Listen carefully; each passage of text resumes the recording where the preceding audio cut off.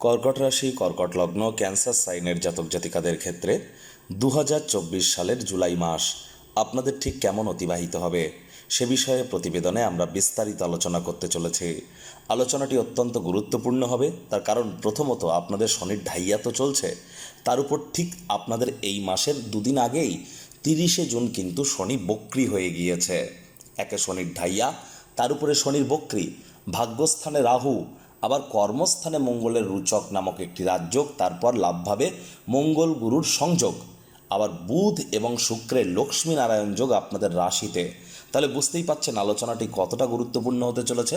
Skip না করে পুরোটাই শুনবেন যদি ভিডিওটির প্রকৃত মর্মার্থ আপনারা উপলব্ধি করতে চান। পরিশেষে যদি কোনো প্রকার প্রতিকারের প্রয়োজন পড়ে, যেমন আলোচনায় থাকি তেমনটি তো আছেই। আলোচনাটি কিন্তু ইন জেনারেল প্রেডিকশন হতে চলেছে, অর্থাৎ এই পৃথিবীতে যতজন কর্কট রাশির জাতক জাতিকা আছেন তাদের প্রত্যেকের জন্য।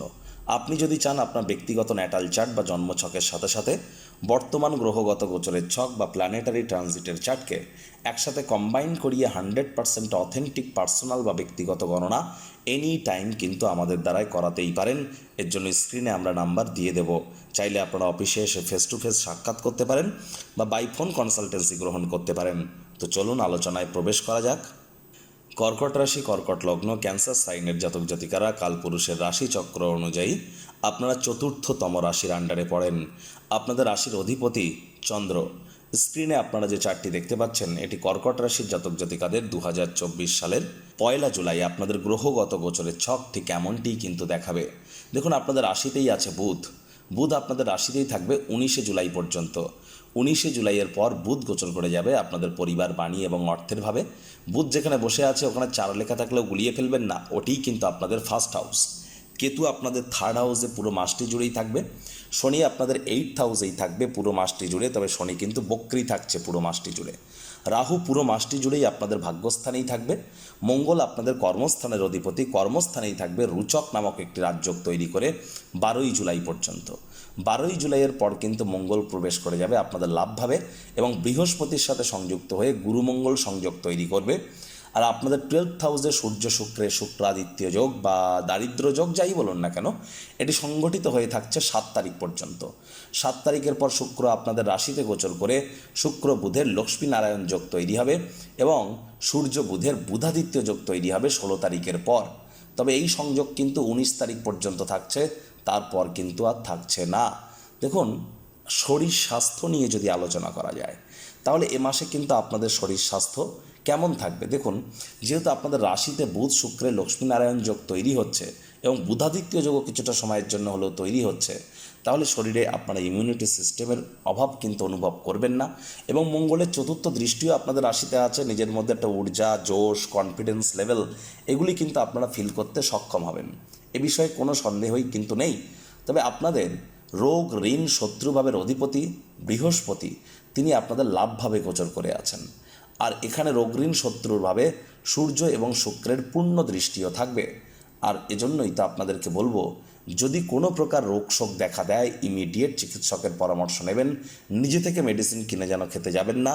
রক্ত, হৃৎপিণ্ড, বুক বা ফুসফুস ওরিয়েন্টেড কোনো সমস্যা যদি দেখা দেয় তাহলে অবশ্যই অবহেলা করলেই কিন্তু মারাত্মক পরিণতি আপনাদের হতেই পারে। খুব সাবধান থাকবেন, কারণ আপনাদের 4th হাউসে কিন্তু রাহুর দৃষ্টিও পড়ছে। দেখুন, শুধু আপনার নিজের নয়, আপনার মাতা এবং পিতা এই দুজনেরই শরীর স্বাস্থ্যের দিকে কিন্তু অতিরিক্ত নজর প্রদান করতে হবে। আপনার পিতা মাতার মধ্যে কারোর একজনের স্বাস্থ্যের অবনতি হতে পারে, অথবা আপনার পিতা অথবা মাতার সাথে সম্পর্কের অবনতি হতে পারে, অথবা আপনার মাতা অথবা পিতার কর্মের অবনতি হতে পারে। এই 3টি জিনিসের মধ্যে যে কোনো একটিতে হতেই পারে। সাবধান থাকাটাই সবথেকে শ্রেয়। আর শনি যেহেতু বক্রি হয়েছে 8th হাউসে, খুব সাবধানে গাড়ি ঘোড়া চালাবেন, তা না হলে শরীরে কিন্তু চোট আঘাত আপনাদের লাগতেই পারে। কেরিয়ারের দিক থেকে যদি দেখা যায়, কর্মস্থানের অধিপতি মঙ্গল স্বগৃহে বিরাজমান কেন্দ্রীয় স্থানে, এবং মঙ্গল এখানে বসে কিন্তু রুচক নামক একটি রাজযোগও তৈরি করে বসে আছেন। তাহলে অবশ্যই 12ই জুলাই পর্যন্ত যারা সরকারি চাকরিজীবী, বেসরকারি চাকরিজীবী বা বিজনেসম্যান তাদের জন্য কিন্তু সময় সুযোগ খুবই ভালো। তবে যেহেতু সূর্য 12th হাউসে আছে, বিশেষ করে কত তারিখ পর্যন্ত, 16 তারিখ পর্যন্ত, তাহলে যারা সরকারি চাকরিজীবী বা রাজনীতিবিদ তাদের মাসের সেকেন্ড হাফটা তুলনামূলকভাবে মাসের ফার্স্ট হাফের তুলনায় বেটার হতে চলেছে। আর এ সময় যারা IT sector, real estate, army, police, defence, automobile industry, pharmaceutical industry বা খেলাধুলার জগতে স্পোর্টস ইন্ডাস্ট্রিতে আছেন, অ্যাক্টিভ ইনকাম, নেটওয়ার্কিং, মার্কেটিংয়ের কাজ করেন, তাদের জন্য কিন্তু সময় সুযোগ রাজযোগের ন্যায় পরিলক্ষিত হচ্ছে। সময় সুযোগের সদ্ব্যবহার করুন, অত্যন্ত উপকৃত হবেন, এ বিষয়ে কিন্তু কোনো সন্দেহই নেই। মিজাজকে কিন্তু একটু কন্ট্রোলে রাখতে হবে, হুটহাট করে কিন্তু আপনারা রেগে যেতে পারেন। রাগ কিন্তু স্বল্প পাগলামির একটি রূপান্তর মাত্র। রাগের মাথায় জীবনের ব্যাপারে, কেরিয়ারের ব্যাপারে, ফিনান্সের ব্যাপারে, পরিবারের ব্যাপারে কোনো প্রকার গুরুত্বপূর্ণ সিদ্ধান্ত গ্রহণ করা থেকে আপনারা বিরত থাকুন। 12ই জুলাইয়ের পর কিন্তু আপনাদের কঠোর কায়িক পরিশ্রম করতে হবে, কারণ শনির তৃতীয় দৃষ্টি কিন্তু আপনাদের কর্মস্থানে থাকছে। তাহলে কঠোর কায়িক পরিশ্রমের কোনো বিকল্প নেই। অফিস পলিটিক্স বা অফিসে কোনো গসিপিংয়ের অংশ যেন হবেন না মাসের সেকেন্ড হাফে।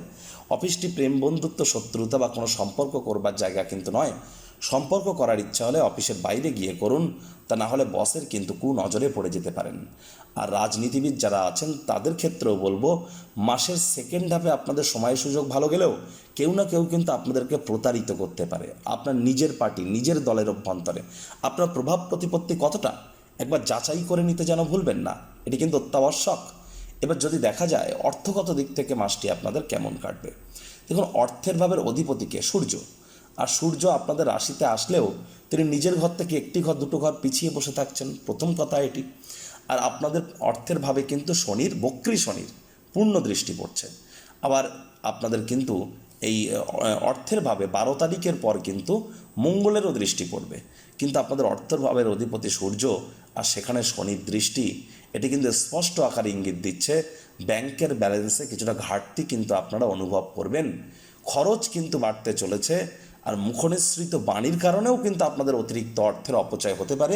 পারিবারিক কারণেও কিন্তু অর্থের ব্যয় হতে পারে। পিতা মাতার শরীর স্বাস্থ্যের কারণে অর্থ ব্যয় হতে পারে, বা এ সময় আপনারা অবশ্যই কোনো না কোনো ভ্রমণের কারণেও কিন্তু অর্থ ব্যয় করতে পারেন। তবে লাভের মাত্রায় খুব একটা ঘাটতি কিন্তু আমরা অনুভব করছি না। বিশেষ করে বৃহস্পতি আপনাদের লাভভাবে আছে, আর মঙ্গলও কিন্তু আপনাদের লাভভাবে গোচর করে যাবে 12ই জুলাইয়ের পর। গুরু মঙ্গলের সংযোগ তৈরি হবে, তাহলে মুনাফা আপনাদের বৃদ্ধি পাবে, এ বিষয়ে কোনো সন্দেহ নেই। মুনাফা আপনাদের ঠিকঠাকই থাকছে। যারা বিজনেসম্যান আছেন, পার্টনারশিপে কাজ করেন, একটু সচেতন থাকবেন, আদারওয়াইজ মনের বিভিন্ন স্বপ্ন কল্পনা আপনাদের বাস্তবে রূপ নিতে পারে। বয়সে বড় ব্যক্তিবর্গদের থেকে আপনারা আর্থিক, মানসিক বা সামাজিকভাবে বা উপকৃত কিন্তু আপনারা হতেই পারেন। পৈতৃক সম্পত্তি নিয়ে কোনো প্রকার বাক্য বাদানুবিবাদে যেন জড়িয়ে পড়বেন না, পরিস্থিতি কিন্তু হিতে বিপরীত হয়ে যেতে পারে। খেয়াল রাখবেন, বেকার যুবক যুবতী যারা আছেন কঠোর কায়িক পরিশ্রম করুন, নতুন চাকরি বা কর্মসংস্থান প্রাপ্তিও কিন্তু আপনাদের হতেই পারে। দেখুন রাহুর যেহেতু দৃষ্টি আপনাদের কোথায় থাকছে, 5th হাউসে, আর এই 5th হাউসে কিন্তু শনিরও দৃষ্টি থাকবে, বৃহস্পতিরও দৃষ্টি থাকবে। তাহলে শনি, বৃহস্পতি, রাহু তিনটি গ্রহের দৃষ্টি কিন্তু আপনাদের 5th হাউসে। 5th হাউসের লর্ড মঙ্গল নিজে পূর্ণ দৃষ্টি দিয়ে কিন্তু 12 তারিখের পর আপনাদের 5th হাউসকে দেখবেন। তাহলে স্টক মার্কেট বা শেয়ার মার্কেটে আপনারা ভালো অর্থ কিন্তু এ সময় উপার্জন করতে পারবেন, যারা কন্ট্রা গেমিং করছেন। আর এ সময় কিন্তু আপনাদের মধ্যে যারা রিটেল মার্কেটে আছেন তাদেরকে বিজনেসকে উন্নত করবার জন্য আরও অনেক অতিরিক্ত অর্থের অপচয় বা ব্যয় আপনি যাই ধরুন সেটি কিন্তু আপনাদেরকে করতে হতেই পারে।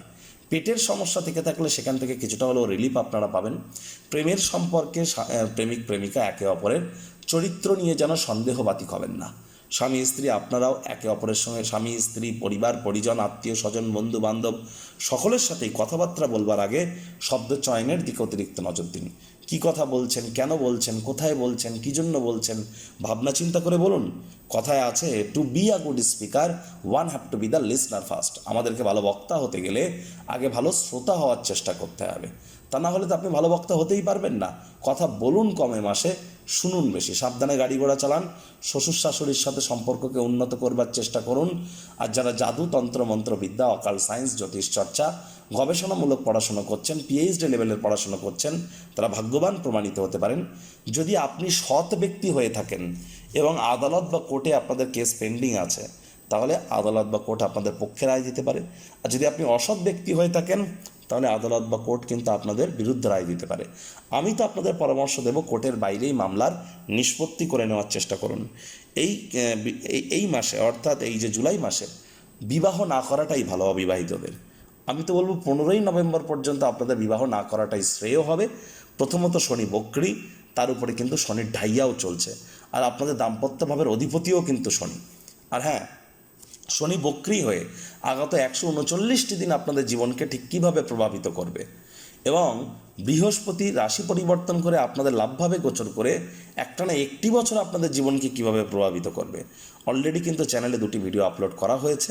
সময় সুযোগ বুঝে দেখে বা শুনে নিতে ভুলবেন না। আই বাটনে আমরা লিঙ্ক দিয়ে দেব। প্রতিকার স্বরূপ আলোচনা করতে গিয়ে আপনাদের বলবো, স্ক্রিনে আপনারা দেখতে পাচ্ছেন নবগ্রহ বীজমন্ত্র। পারলে 9টি গ্রহকেই শান্ত রাখবার জন্য এই নবগ্রহ বীজমন্ত্র প্রতিদিন 108 বার করে জপ করুন। একবার মুখস্থ হয়ে গেলে মাত্র 10 থেকে 15 মিনিট লাগে। এটি কিন্তু মনুষ্য জাতির সৃষ্টি নয়, স্বয়ং ব্রহ্মদেবের সৃষ্টি, যা কখনো অনর্থ হতে পারে না। ভুলভাল উচ্চারণ করলেও কোনো নেগেটিভ ইম্প্যাক্ট কিন্তু পড়ে না। একই সাথে 9টি গ্রহকে আপনি শান্ত রাখতে পাচ্ছেন। ওই আংটি, তাবিজ, কবচ, মাদুলি, পাথর পরে ঈশ্বরকে বা গ্রহদেরকে কেনা যাবে না। যদি নিজের প্রকৃত প্রতিকার আপনারা করাতে চান, কর্মের মাধ্যমে করতে হবে। কর্মান্যবাধিকারস্তে মা ফলেষু কদাচনা মা কর্মফল হেতুর্মা তে সঙ্গহস্ত কর্মাণি।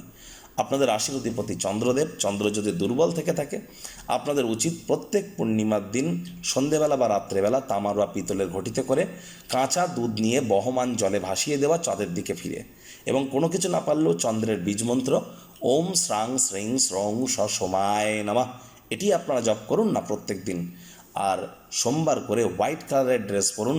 সোমবার করে আপনারা শিবলিঙ্গে গিয়ে আপনারা শিবলিঙ্গের উপরে সরিষার তেল অর্পণ করতে পারেন, অভিষেক করাতে পারেন, অত্যন্ত উপকৃত হবেন। তো বন্ধুরা, প্রতিবেদনটি আপনাদের ঠিক কেমন লাগলো? আপনাদের সুচিন্তিত মতামত আশা করি আপনারা নিচের কমেন্ট বক্সে লিখে জানাবেন। ভিডিওটি ভালো লাগলে একটি লাইক করতে ভুলবেন না। এই আশা রেখে আমি আমার বাণীকে এখানেই বিরাম দিচ্ছি।